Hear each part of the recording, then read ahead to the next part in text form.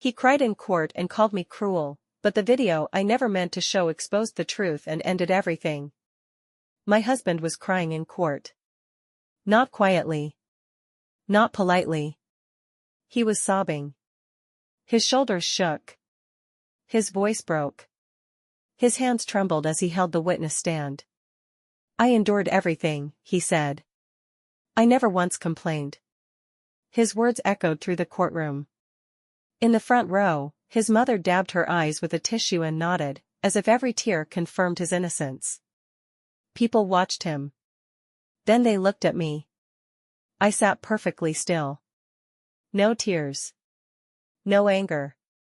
No reaction. The judge's eyes rested on my face longer than on his. She wasn't judging yet. She was waiting. I stayed silent. Because I had learned something the hard way. If you speak too early, the truth sounds like an excuse. If you wait, the truth speaks for itself.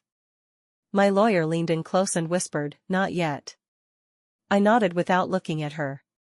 My hands were shaking so badly I pressed them flat against my thighs, grounding myself in the cold fabric of my dress. Outside, rain slid down the courthouse windows in slow lines. Inside, the air was painfully cold. My husband's name was Evan. He told the court I was controlling. That I monitored his phone. That I isolated him from friends. He said I screamed at him. That I destroyed his career. That I smashed his phone during violent fits of rage. His voice was soft when he said it. Convincing. I watched the judge take notes. I wondered how many times she had heard this story before. I closed my eyes. And the memory returned. The night Evan shoved me into the kitchen counter. I didn't scream. The kids were asleep upstairs. They had a math test the next morning. I slid down to the floor and stayed there, my back pressed against the cabinet, breathing as quietly as I could. "You're so dramatic," he said, annoyed. "Look what you made me do." The next morning, I wrapped my ribs with an old scarf under my clothes and went to work. My manager glanced at my face and said, "You look tired." I smiled. "I'm fine. I was always fine." In court, Evan lifted his arm and turned his wrist outward. A thin scar crossed his skin. "She did this," he said. His voice cracked. His mother gasped softly behind him. The judge stopped writing. She looked at me again. This time, longer. I recognized that scar.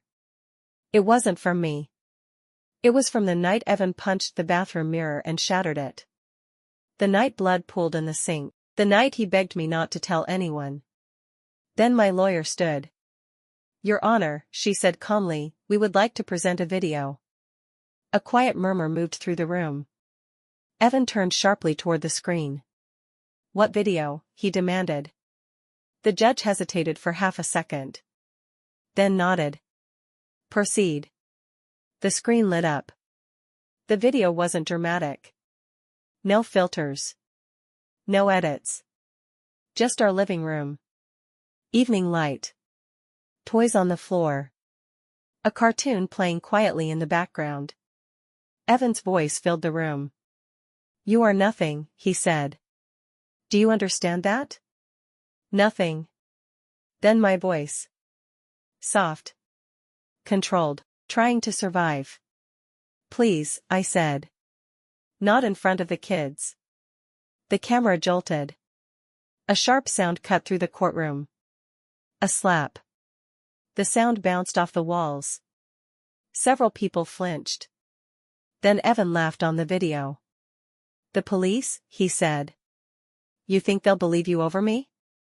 The courtroom went completely still. Even the rain outside seemed to pause.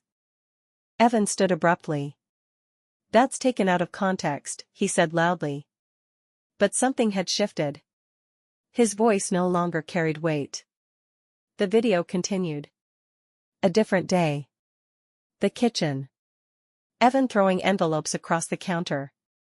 Medical bills. School fees. "This is your fault," he shouted. "You ruin everything." My breathing became loud on the recording. Fast. Panicked. Then silence. The judge raised her hand. That's enough. She sat back. She didn't look at Evan.